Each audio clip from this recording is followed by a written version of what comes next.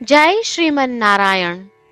રામાનુજદાસ શ્રીમાન ગટ્ટુ વેણુગોપાલ સ્વામી દ્વારા વર્ણન કરેલ શ્રીમદ ભગવદ્ ગીતાનું ગુજરાતી ભાષાંતર હું આપને કહી રહી છું.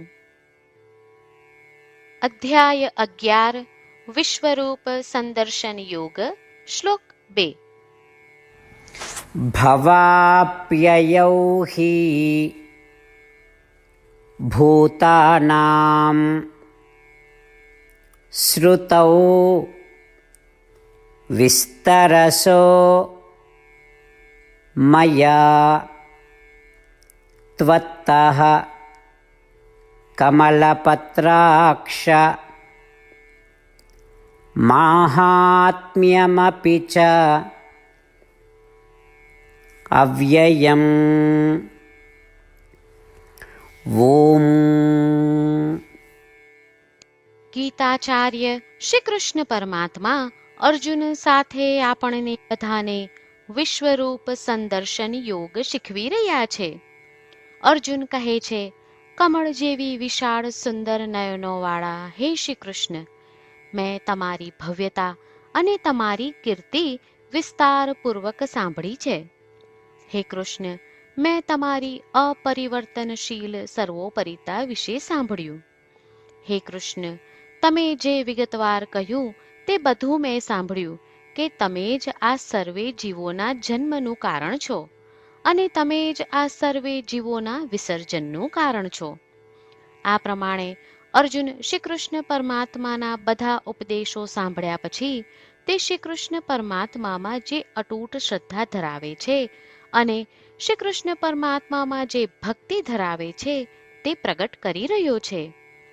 ચાલો આપણે પણ અર્જુનના સ્થાને રહીએ, શ્રી કૃષ્ણ પરમાત્મામાં અત્યંત શ્રદ્ધા અને ભક્તિ રાખીએ અને તેમના ઉપદેશોને ધ્યાનથી સાંભળીએ.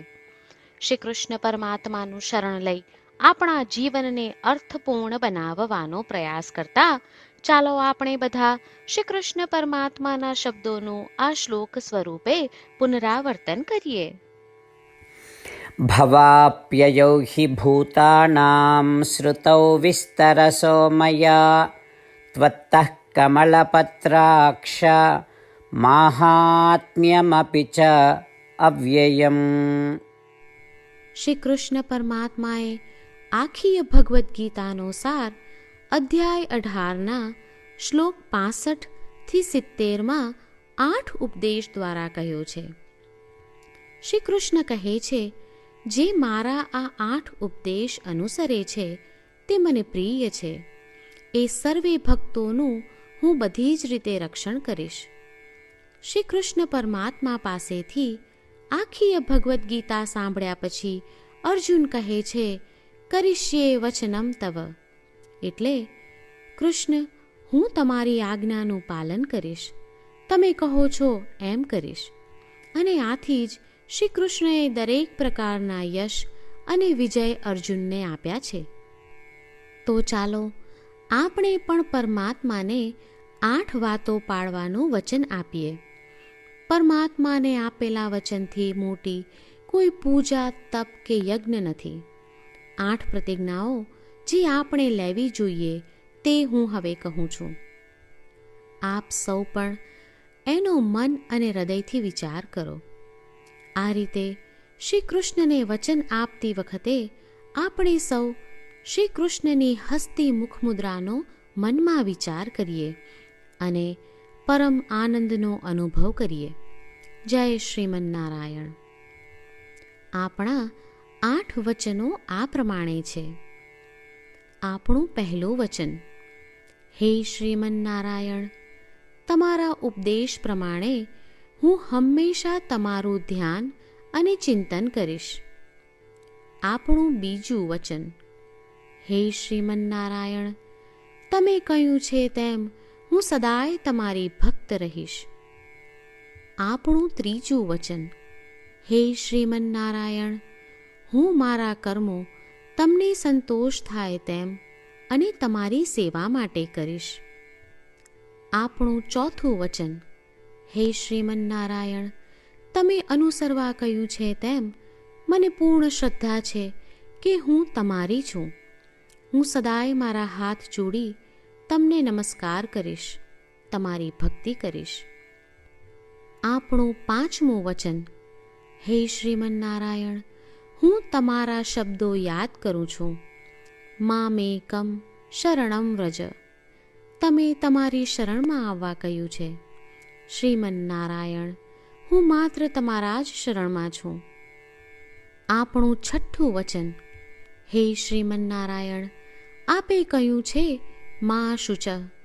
તમે અમને આશ્વાસન આપી શોક ન કરવા માટે કહ્યું છે, તો હું દુઃખી નહીં થાઉં, શોક નહીં કરું. આપણું 7મું વચન. હે શ્રીમન્નારાયણ, અમારા કલ્યાણ અર્થે આપે શ્રીમદ્ ભગવદ્ ગીતા રૂપી આશીર્વાદ આપી અમારા સૌ પર કૃપા કરી છે, તો હું દરરોજ ઓછામાં ઓછો 1 શ્લોક વાંચીશ અથવા સાંભળીશ એવો સંકલ્પ લઉં છું. આપણું 8મું વચન. હે શ્રીમન્નારાયણ, હું ગીતાના દૈવી શબ્દો એ ભક્તો સુધી પહોંચાડવાનો પ્રયત્ન કરીશ જેઓ ગીતાથી અજાણ છે. હે શ્રીમન્નારાયણ, તમે કહ્યું છે તેમ કરીશ, તમે કહ્યું છે એમ વર્તીશ અને તમારા માટે જ કર્મ કરીશ. શ્રીમન્નારાયણને આપેલું વચન કે દરરોજ તમે કહ્યું છે એમ કરીશું, એ જ એક મહાન પૂજા છે. તો ચાલો આપણે સૌ દ્રઢ શ્રદ્ધા સાથે પ્રભુ પાસે એક સંકલ્પ લઈએ. શ્રીમન્નારાયણ, કરીશ્યે વચનમ તવ. શ્રીમન્નારાયણ, હું તમારી આજ્ઞાનું પાલન કરીશ. સર્વમ શ્રી કૃષ્ણાર્પણમસ્તુ. જય શ્રીમન્નારાયણ. ભવાપ્યયૌ હિ ભૂતાનાં શ્રુતૌ વિસ્તરસો મયા ત્વત્તઃ કમલપત્રાક્ષ માહાત્મ્યમપિ ચ અવ્યયમ. ઓમ ભવાપ્યયૌ હિ ભૂતાનાં શ્રુતૌ વિસ્તરસો મયા ત્વત્તઃ કમલપત્રાક્ષ માહાત્મ્યમપિ ચ અવ્યયમ.